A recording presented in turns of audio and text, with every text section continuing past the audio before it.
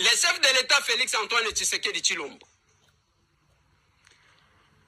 akendaki Angola lobi aller-retour babengaki epa homologue na ye Lorenzo bakutani kuna na nsima nango la présidence y'Angola basali communiqué batwité. Je vais vous lire ça. Je pense que la régie beaucoup marché nanga ezandenge boumi sakanga wanate. Quand j'ai dit on doit lire ça, boafficher ngai eloko yango tolingi totanga. Voilà. Balobi wana soki présidencia da République Angola. Communiqué de presse. Suite à la brève visite de travail de son Excellence Félix Antoine à Félix Tshisekedi à Luanda, la partie angolaise, en tant que médiateur dans les conflits qui touchent l'Est de la République démocratique du Congo, va établir des contacts avec le M23 afin que les délégations de la RDC et du M23 mènent des négociations directes à Luanda en les prochains jours. C'est comme ça qu'ils ont écrit, en vue de négocier une paix définitive dans ces pays frères. Palais présidentiel à Luanda le 11 mars 2025.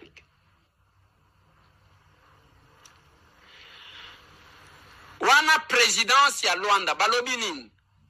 Balobi ke na brève visite à chef de l'État na Luanda na Angola. Partie angolaise, oyo eza lokola médiateur na conflit oyo toza nango, na mboka na biso, akoétablir contact na ba M23 pona que délégation ya RDC na ya M23 babanda kosolola na mikolo oyo koya pona konégocier kimia na mboka mibale oyo ya bandeko. Je vais vous lire maintenant Tina Salama pour que n'a interprété biloko mibale. Tina Salama a porte-parole et chef de l'État. Le président de la République a été reçu par son homologue à Luanda. L'Angola annonce qu'il va entreprendre des initiatives dans le cadre de la médiation. Nasewana Tina Salama continue pour dire ceci. Nous prenons acte et attendons voir la mise en œuvre de ces démarches de la médiation angolaise. Nous rappelons par ailleurs qu'il existe un cadre préétabli qui est le processus de Nairobi et nous réaffirmons notre attachement à la résolution 2773. Bande Konanga. Nalingina Tali Sabino, comment l'armée numérique rwandaise ezali komema kabino na mipepe yango bozo mona biswa mi colonios. Angola, il y a quelques jours, boloba ki na biswa ke même Angola abwaki si bango, même Angola boyi bango, baboyi bango. Mais nakati a communiqué, je voulais que vous reveniez sur ce que vous avez dit avant. Nakati a communiqué balobi la partie angolaise en tant que médiateur dans les conflits. Ça veut dire que ceux qui te collent ba volte face, d'abord c'est l'Angola parce que bino boloba ki ke basi ba bwaki sibiso. De deux, alobi bangonde ba ko entreprendre ba lien ba kende ko solona ba tuan. Et notre président alobi na bango ke ezana cadre oyo alobaka mikolo nyonso ya Nairobi place toyokana pona kosolola na ba groupes armés nyonso ya Congo. Pour que l'M23 emizwate soki lokola ndenge nini. Mais namoni makambo wa kofinga chef de l'État koloba boye l'armée rwandaise. Vous avez compris que belé bomona lokola ba congolais bazaka na bango ba congolais te. Bazaka na bango ba congolais ta. Les canaux batu ba ya ndengwa. Siko awa bobini ndenge nini. Bobi Missila accepté. Abangi. Oh, ya boy. Bande konangai. Je vous ai dit hier. Je continue à vous le dire. Bitumba oyo. Donc, comment la solution que vous allez mususute? Le chef de l'État, ce n'est pas lui qui est à la base de ça. Il a trouvé un conflit. Bissima vous parle de 30 ans. Honoré Ngwanda Zamboko, à 100 ans. azo proposer na Mobutu alobi ba militaire na biso baza faible. Il faut to dialoguer na bango, ainsi de suite. Na ndenge akenda komona Museveni na Kagame, c'est une histoire qui ne date pas d'aujourd'hui. Papa Tchelanga et moi extrait wana, je crois que ce sont les amis de Wetsi qui ont fait ça. Élément na bango wana. Oyoka comment honorer Ngwanda azoloba na makambo za ko solo na maréchal. Je vais vous donner un fait. Oui. La guerre est arrivée, je suis arrivé, j'ai vu le chef de l'État, je donne la date où j'ai vu le chef de l'État. Le soir de mon arrivée à Nice, à Lausanne, où il venait de sortir de l'hôpital, je lui ai fait le point de la situation et je lui ai dit que votre état de santé ne vous permet pas qu'on traite les dossiers de l'État. Mais je souhaite que vous puissiez instruire vos généraux pour qu'ils renforcent immédiatement la situation à l'Est et particulièrement à Bukavu, parce que la guerre est imminente et si elle se déclenche et qu'elle parte d'Ouvira et qu'elle atteigne Bukavu pour entrer à l'intérieur du pays, tel que vous et moi nous connaissons la situation de notre armée, on ne saura pas tenir. Alors il faut éviter que cette guerre éclate, il faut l'écraser à l'œuf. C'était le soir. Le matin, à 5 heures, je reçois le coup de fil d'un de mes collaborateurs pour me signaler que Ouvira venait de tomber. Et j'ai informé le président de la République. Il m'a dit, j'informe les généraux tout de suite pour qu'ils aillent au front pour me résoudre cette situation. Et imaginez-vous, 3 mois après, il n'y avait aucun général qui avait mis pied même à Goma. Et aujourd'hui, en tout cas, les faits me donnent raison.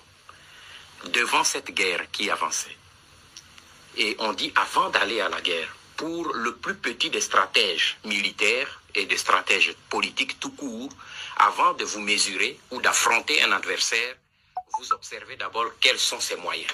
Quels sont ses moyens de frappe et quelles sont mes capacités de résistance et mes capacités de riposte. Et quand vous vous trouvez en position de force, vous pouvez engager l'épreuve. Mais si vous vous rendez compte que vous n'avez pas les moyens de résister, vous négociez. Je crois que c'est aussi simple. Et tous les stratèges politiques et militaires dans le passé l'ont fait. Et c'est un principe, c'est une réalité, elle ne change pas. Et je m'étais rendu compte que notre armée n'existait plus. Pour la simple raison que j'ai été moi-même ministre de la Défense et responsable de sécurité. Donc je suivais de très près ce qui se passait du côté de l'armée. Et c'est ainsi que j'ai demandé au chef de l'État de nous engager immédiatement dans la voie des négociations. Le gouvernement n'a pas accepté cette voie parce que le gouvernement avait une autre thèse. Le Rwanda et l'Ouganda étant des agresseurs, il n'est pas question qu'on négocie avec eux tant qu'ils occupent notre territoire. Mais je n'étais pas de cet avis parce que je savais la détermination qui était derrière. Et je me suis dit, quelle que soit cette position, moi j'engage, après avoir reçu le feu vert du chef de l'État, je me suis engagé dans cette voie. Je suis allé le voir la veille du sommet de Nairobi 1.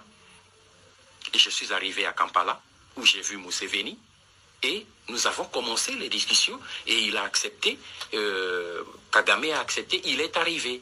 Nous devrions, et les deux ont accepté, clairement, parce qu'ils savaient que j'avais des éléments, des documents à l'appui. Ils savaient que je connaissais la vérité. Donc ils ne pouvaient pas me dire que ce n'est pas ça. Ils ont accepté, mais ils ont dit, voici nos raisons pour lesquelles nous nous battons. Sur ces points-là, si nous nous entendons, je crois que nous pouvons arrêter la guerre. Et en examinant ces points que je publie dans le livre, j'ai vu qu'il y a beaucoup de points sur lesquels on pouvait facilement tomber d'accord.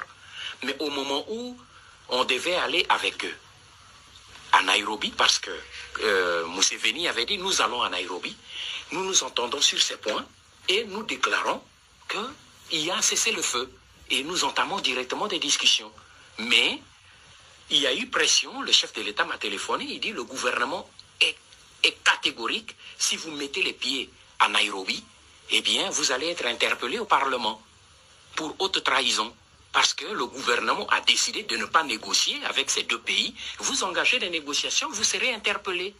Alors, je me suis excusé auprès de ces deux chefs d'État en inventant la raison que le président Mobutu m'avait donnée de documents publiés par les Américains et qui faisaient pression au Parlement et tout. Et je suis rentré. Voilà le blocage. Je suis rentré. Le document, je l'ai ramené au chef de l'État qui l'a remis aussi au gouvernement. J'avais remis au gouvernement à sa demande.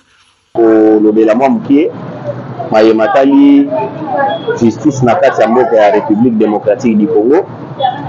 Vous êtes sans ignorer que na niveau ya mboka justice militaire ezwaki bongo mokano ya kobenga bakambi ya PPRD kiyo parti ya mokambi ya kala ya République démocratique du Congo na kombo ya Hippolyte Kasembele Kabila Kanambe abengamaki na kati ya justice militaire. Tomonaki présence ya monsieur Emmanuel Ramazani Shadari qui est secrétaire permanent ya PPRD na Ferdinand Kambere permanent na secrétaire permanent adjoint et le mona vice-président na bango na kombo ya Obe Minaku. Tomonaki susu India Omari bandeko oyo ya PPRD babingaki bango epai ya justice militaire pour apporter éclaircissement sur certains points oyo justice militaire azalaki nango bosenga. Mais à notre grande surprise bandeko oyo toyebaki te bango balingaki basala ete justice ya Sufachi ekoma ndeti justice ya Sukabila. Donc lokola bakendaki wana mbala moko ba procéder na arrestation na bango batinda bango na prison de l'eau ndenge bazali na justice militaire po babimisa ete Tshisekedi sous régime na ye aza kokanga ba opposant, aza konisele opposition, aza kosala n'importe quoi na opposition. Or que justice ya sous Tshisekedi eyepo etia mutu na mutu mesika na yango. Tshisekedi aye vraiment pona ko apporter biso démocratie na mayetu matali politique, mayetu matali justice na matali armée ya République démocratique du Congo. En tout cas, si ma audition na bango d'à peu près 8 heures du temps, tango babini comme un homme libre bazongi banda kuna bango bakay komela ba champagne. Idée na bango ezalaki que justice ekanga bango po apara après baloba ete communauté internationale boza komona justice ya Tshisekedi makambo eza kosala. Malgré babio na bango to basali, mais justice ya Tshisekedi etikali indépendante, justice ya Tshisekedi elakisi bango ete biso tozali justice ya bapoche ya bakonzi ya mboka te, ya bapoche ya badécideur te, ya bapoche pe ya baindividu te, mais tozali justice oyo ezoloba bosembo mpona mboka Congo. Je pense que na makambo etali bashadari na suki wana madame concernant ba sanction oyo ezokoba toujours na kokoya na batomboki ya mboka Rwanda oyo basedesidaki bakota na kati ya mboka Congo po baya kopie minere ya République démocratique du Congo basala ete minere wana ekomi produit sur place na Rwanda kuna. Madame Rosa sengeli boyeba ete la diplomatie agissante ya chef de l'État Félix Tshisekedi na minute toza na bino awa et apporter fruit. Diplomatie ya Tshisekedi elakisi ete le Rwanda c'est un pays pilleur ya minéraux à République démocratique du Congo et prouver à suffisance ete le Rwanda c'est un pays à assassin au bazana kati ya ko exterminer population congolaise ya est République démocratique du Congo principalement na Nord Kivu na Sud Kivu et pas wapi banyanga la kati ya M23 au bazali accompagné militairement au bazali accompagné matériellement par le Rwanda. Se décider baya pour attaquer mboka Congo, se décider baya basala de n'importe quoi na territoire ya République démocratique du Congo. Côté kuna madame Rosa boye ba ete diplomatie Félix Tshisekedi na minute tozolo banabino et porter barre très haut. Tshisekedi vraiment c'est un homme à féliciter. Tshisekedi vient d'avoir la victoire sur le plan diplomatique. Tshisekedi a prouvé à suffisance que tous ceux qui ont géré le Congo avant lui bazalaka batu moko baya pona osala bafaire à la tête de notre pays. Bango bayaka uniquement na mboka Congo kaka pona koyiba. Bango bayaka na mboka Congo kaka pona kosala mbongo. Lelo oyo babenga bakabila bashina rambo babenga bakabila na bakombo nyose tu besoin ba bango. Donc c'est-à-dire que mais l'air Tshisekedi alakisi bango ete ya yepona ko servir mboka. Tshisekedi ayete po ayiba Congo. Tshisekedi ayete po a gérer le Kola Kabila. Pour celui de Tshisekedi ayaka ko gérer le Kola Kabila madame Rosa mbele na minute tozolo banayo ogoye bateke ba Rwanda bakoti na Goma. Ogoye bateke ba Rwanda bakoti na Bukavu. okoyeba teke barwande baza na kati ya koluka mpona kokota na Uvira, kokota na Kamanyola, ti baya na oyo tobengi Tanganyika. Donc c'est-à-dire barwandais va rencontrer un véritable politicien et puis un véritable Congolais 100% de père et de mère. Yango nde pesi bango pasi na minute tozoloba na yo ba sanction ezokoya lokola mbula na niveau ya Rwanda. Ma pays nyonso tout babanda ko soutenir le Rwanda sur le plan financier, bango tout bakati ba aide na bango vis-à-vis na Rwanda. Donc c'est-à-dire Félix Tshisekedi c'est le meilleur président que le Congo n'a jamais connu depuis tout accédant à l'indépendance ya mboka na biso Congo. Tala ndenge ameni bango. Madame, Tshisekedi ndiye mutu abimisi likanisi na ya gouvernement ya Union Sacrée. Fachi beto atikala kotanga kombo ya mutu te. Biso ko tokobondela bango te. Oyo alingi kokota koya okota. Oyo te alingi te aovanda na ndenge na ye. Ata kovandi na ndenge na yo meyoyo bake biso tokoya te kobondela bato. Biso peuple congolais tokozala nsima ya chef de l'État toaccompagner po eloko bango babomisaki po ekoma na kati ya mboka Congo baeshue na yango. Ata kozoyoka bananga bazoloba, bakakame bazoloba, bakabila bakoloba, bakatumbi bazoloba pourquoi c'est parce que calcul bango basalaki ata moko te réussir. Ba plan c'est tout bamontaki contre Félix Tshisekedi ata moko te eke liboso. Donc c'est-à-dire que biso tozolanda bato wana te. Baza mepa ya okende na biso te, biso pe toana epa ya olanda bango te. Oyo akoya mpona kokota na idée ya chef de l'État ya gouvernement ya Union nationale akoya na ye. Soki mpe osepeli te, ovandi na tokobondela yo te, me bana mboka solo bakoya koaccompagner chef de l'État Félix Tshisekedi na idée aza nango ya formation ya gouvernement ya Union nationale oyo koya gouvernement mpona koservir bana mboka na moment oyo tozali pendant que notre pays est l'objet d'une agression rwandaise, une agression qui nous a été imposée par M. Kagame moyennant partenaire naé les multinationales. Merci beaucoup madame pour la question concernant les collaborateurs et les chefs de l'État. Oyo normalement esengeli batelema. Ezateka ke non tango ya formation ya partage ya kato nde bakoki koya pona mutu na mutu azwa parti na ye. Na yoki otangi batebele chapeau bana Jean-Pierre Bemba quand même. Il y a la qui s'est gâté de nous à Koya côté de Mawana quand il s'agit à Okabola ba parti ba fonction ba poste de Bemba Koya. Mais Bemba Pena la qui s'est à Zamona Moga Congo a eu pour accompagner Moga na biso na pression au tozali possible. Yango asali ba sorti na ba province ko mobilisaka ba jeune au bazali apte pour na kokota na kati armée pour ba adhérer na kati armée na biso afin d'accompagner chef de l'État na bitumba au tozali na yango. Du côté ya ndeko Vital Kamerhe Lwakamingi Dingingi ou azali président actuel de l'Assemblée nationale tomoni yepe na ndenge ya libanda akei pe ko sala soi-disant diplomatie na parlementaire na niveau ya Israël et pas wapi akei to ebite ko mobiliser ba israélien c'est pe pona ko kende ko luka ba israélien ba ya ba ko mabasoda na Congo to so yebate mais tomoni quand même azu avion na ye akei na libanda ya Congo akei na précisément na mboka ya Israël to ebite pona ko kende ko contrer diplomatie ya Rwanda. Pour récemment awa il paraîtrait que je le dis au conditionnel, il paraîtrait que Israël avait pris position pour la Rwanda. Mais tu évites dans le cadre Rwanda, il y a un peu et Vital Kamerhe Kuna pour contribuer peut-être au contribuer des marches à Rwanda ou peut-être à Antamaki vis-à-vis d'un pays local à Israël. Voilà. Qu'est-ce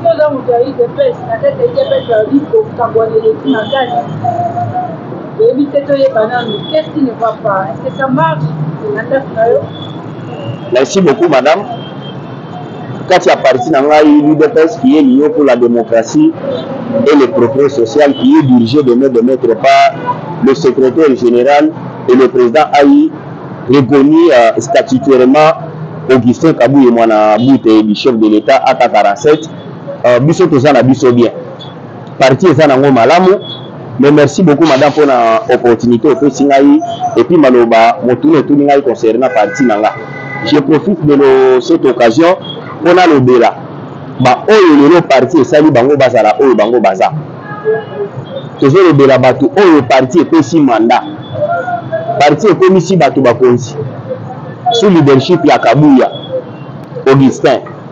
atelemi azwi bakombo ya bato apropose bango epai ya mokonzi ya mboka banome bango mpe bamiso lelo baza baministre ya baffaire intérieure ntango nazoloba bongo nazomona monsieur Jacquemaine Chabani actuel ministre ya affaire intérieure ya kati ya mboka Congo awuti na UDPS Kabila proposa kombo na ye lelo oyo aza kojuire d'être ministre des affaires intérieures ya mboka Congo et affaires coutumières mais en retour Jacquemaine Chabani nini yango oyo opesi parti combien de combattants de l'UDPS oyo Chabani yo ozwi otie na misala oyo yo mutu oza na sécurité ya Congo mobima na maboko na yo lelo Kabila akomi mutu mabe oyo azwi bino mpena propose bino epai ya chef de l'état mpo bokoma bisika bozali nini yango bino bopesi yango nde Kabila ntango atelemaki alobi que l'UDPS en retour va servir chef de l'état te me bato bamonaki ye mabe ke Kabila alobi mabe Kabila atikali koloba mabe te lelo oyo toza na ba DG na ba OCC toza na ba DG bacimanga baza wana nini baosalela bakombata ya parti mais tout le monde a été proposé par Augustin Kabila auprès du chef de l'état toza na ministre Doudou Famba lelo aza ministre ya finance mais Doudou Famba majoritairement ke besoin na ye kaka bakombata oyo tozobenga bato ya force du progrès mais mingi na bato azwi toza contre ba force du progrès te mais tant que Doudou Famba akosala sélection na ye ayeba peke na kati ya UDPS eza kaka force du progrès te eza pe branche moko na kati ya UDPS oyo elobelaka parti oyo te oyo midi pourquoi toza na babalabala mikolo nyonso les parlementaires debout les communicateurs ya parti asundeli na ye bato wana na kati ya force du progrès bafiltre mpe baza ebele bato bazalaka lobi bato ya baPPRD oyo bazalaka bamiyibi lelo Doudou Famba azwi bango ainterprete bango na kati ya parti et puis aprocéder monsieur Doudou Famba na kolongolaka bato oyo bazalaki mieux placé ya kodefendre parti ndeti na badegérade Doudou Famba olia atielaka biso bato oyo baodefendre parti bato oyo baza bapionnier ya parti ndeko Doudou Famba akozela na biso motu moko komona ye Ochudi qui n'a rien à voir avec l'UDPS atie ye DG na kati ya degérade mais Ochudi en réalité qui n'est pas de l'UDPS Ochudi qui est en train de travailler en collaboration avec Mama Sifa Mama ya mokonzi ya kala mboka Congo oyo lelo aza koappuye ba M23 toza na baministre ebele toza na badg na mboka oyo Kabila pena apesi ke bozala wana baposte ya bapremier vice présidence ya assemblée nationale ndeko Jean-Claude Chilombai Kabila nous a présenté Jean-Claude Chilombai ici à Kinshasa et je me souviens que le jour où Kabila Loba téléphoné Jean-Claude Chilombai azala candidat premier vice de l'Assemblée nationale azala kawa na Kinshasa te azala na mission ya parti na kananga aza suna biso ya komi contre Kabila donc tozo ebisa bango tozo landela bango ba makambo bazo sala kala te gouvernement ya union nationale ezoya et le stylo rouge a osala musala na ye boti Augustin Kabila asala musala na ye boti ka kidialoliste na bino wana boye nango babisika tout boza lelo wana c'est à cause ya Kabila et Kabila a raison de dire que bo servir chef de l'état te bo rendre chef de l'état mauvais service bo aider le konzi ya mboka te banda toza na pouvoir biso UDPS tozalaka na ministère ya intérieur mais ba ministre ba leka na ba fonction wana qu'est-ce qu'ils nous ont donné biso oyo alors UDPS ataka gouvernement boza na combien de ministères madame toza na webele et puis ndenge baza place wana batikala ko servir parti te Kabila aza na raison ya koloba lelo oyo bakombata bazo deyambile bazo mata bazo kita na kati ya balabala lelo oyo babiso tozolobela bango toza kaka ndenge toza boye sikoyo nyonso wana revenir kaka na mapeka ya Kabila kaka a décidé soki okoki komona bango na babiro baozo biso epai ya Kabila mais en réalité elandi boye bango bazwa bato oyo ya ndewolo ya parti batia bango na bamisala sanke base référé epai ya Kabila mpona nini bango ntango bazozwa bato na bango wana base référé epai ya Kabila te soki kaka bamoni bana ya parti baye wana makambo ezongi epai ya Kabila mais lere mpe bango mpe bazwaka bato na bango bamakangu na bango basi na bango babana na bango bandeko na bango il faut batindaka bango mpe epai ya Kabila en tout cas la ministre ya baministre ya UDPS baoyo bakoreconduire quant à moi je ne vois pas personne oyo bakoki koreconduire bango donc de ce côté là moko antombolo faci beto maloba oyo je pense que evokomela yo baoyo to baservir parti te bazala libanda tomoni bango bakomi wana bakoki kocreye baassociation bakomi kocreye ba ONG bakoki kocreye bagroupe moko boye ekomi kocombattre meme parti donc tokotia bango tomettre bango en carte biso toza baye balobelaka parti midi tongo mpe pokwa na balabala tozalaka nazoyebisa bango bokomaka mpe wana lokola biso nde twakorota bino bokoma wana lokola bobosani biso pendant manda nyonso oyo ndenge toza boye bokoki koprocéder meme na kokanga biso bakombata oyo basalaka ete bino bozala me boyeba ete tozopromettre bino tour oyo bokozala wana te kabu alobi ne mabe te alobi kaka ke banda bokendaki kuna boza koservir parti te borendre biso mauvais service donc tour oyo biso na bino liso likolo ya liso bokozala te libanda ya makambo ezoya. En tout cas, je dis et je vous remercie.